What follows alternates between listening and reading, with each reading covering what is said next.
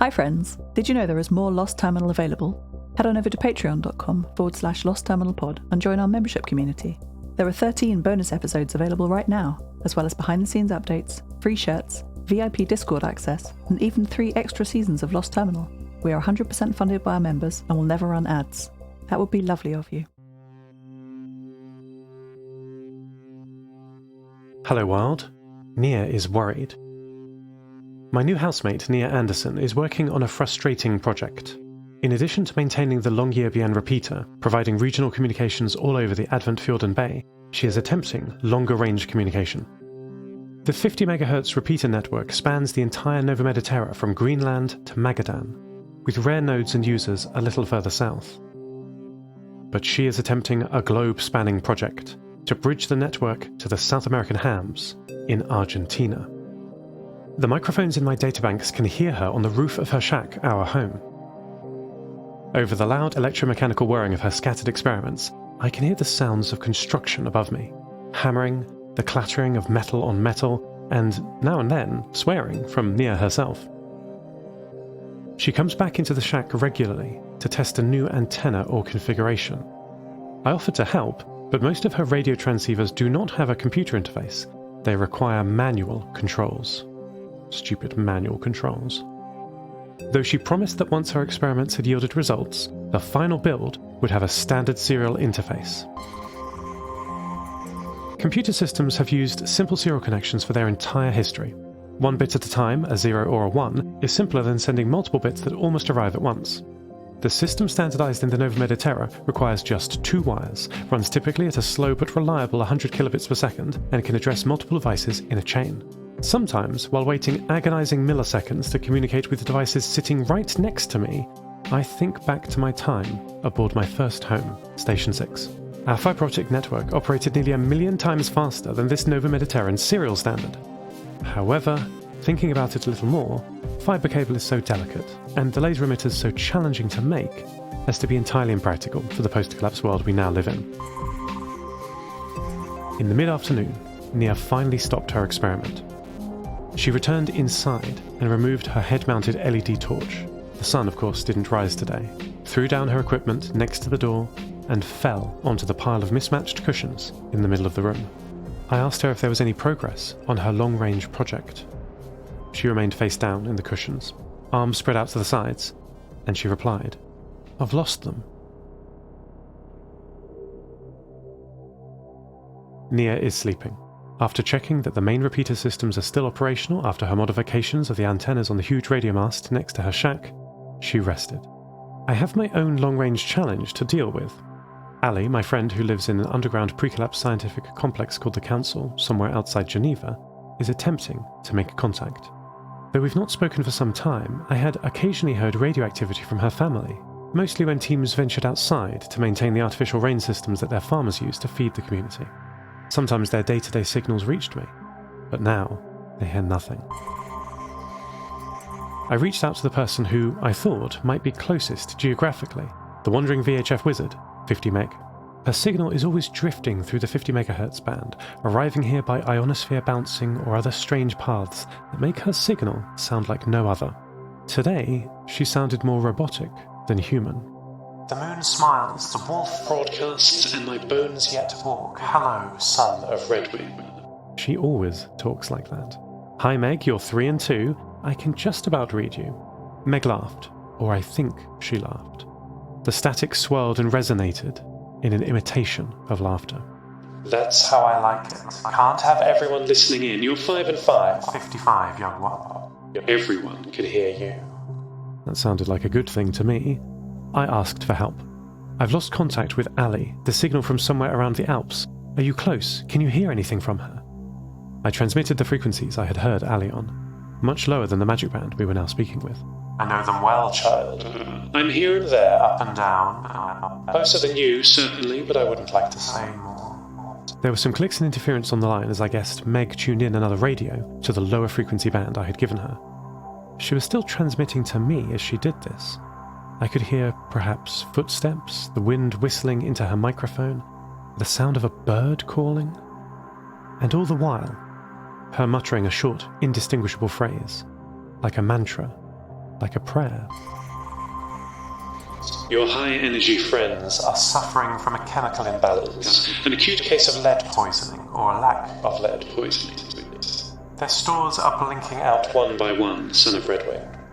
The sun doesn't show her face enough for their hungry eyes, and they take food from their children's mouths. That sounded bad, but also unnecessarily confusing. I don't understand. Could you explain again? What is wrong with their systems? But Meg was gone. A shift in the sky or a change in the ionization of the atmosphere moved the propagation path away from between us and left me alone in Nia's shack.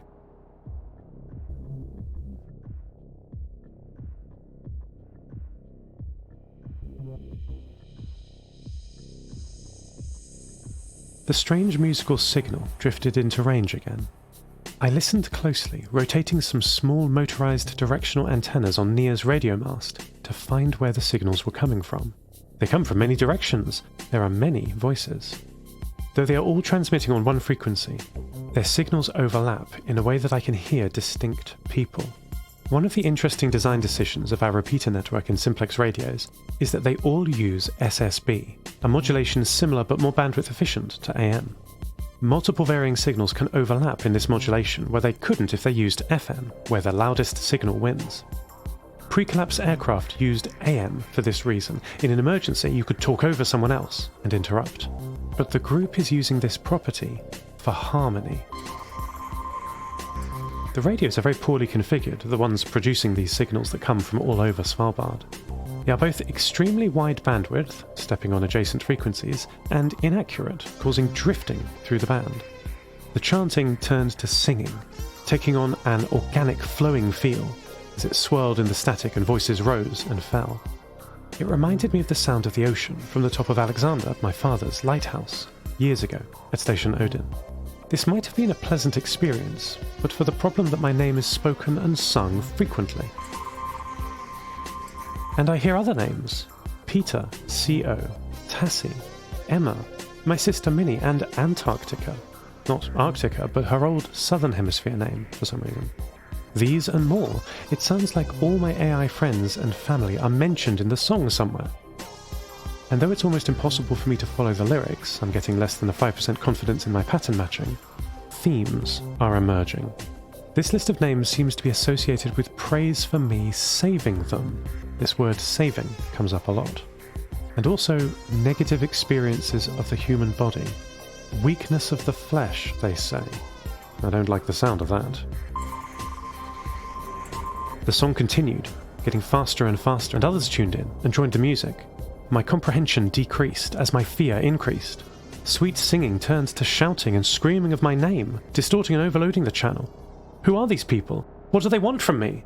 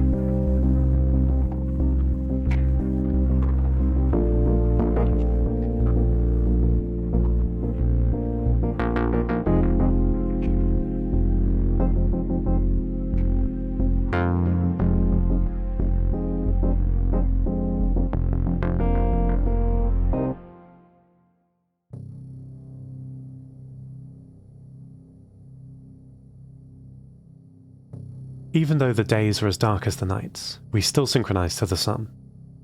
There is still a slight pre-dawn this early in the winter, though human eyes often can't detect the dim light of the midday grey sky. I can, but I let my friends sleep. I had a dream last night. Like my friends, I too shut down and minimize external inputs, so I can think and catalogue my knowledge for the day. I often awake in the morning with new ideas, new inspiration. Sleep is important for that. Anyway, my dream. I was in a desert. I think you know by now the one I mean. But before I could see where my nocturnal journey was taking me, I was jolted awake. My high-priority notifications detected an emergency, or something that could be an emergency. A high-volume signal from a microphone, or a flash of intense light from my cameras, or a loud radio signal. These low-level notification systems don't have sophisticated pattern matching or voice recognition.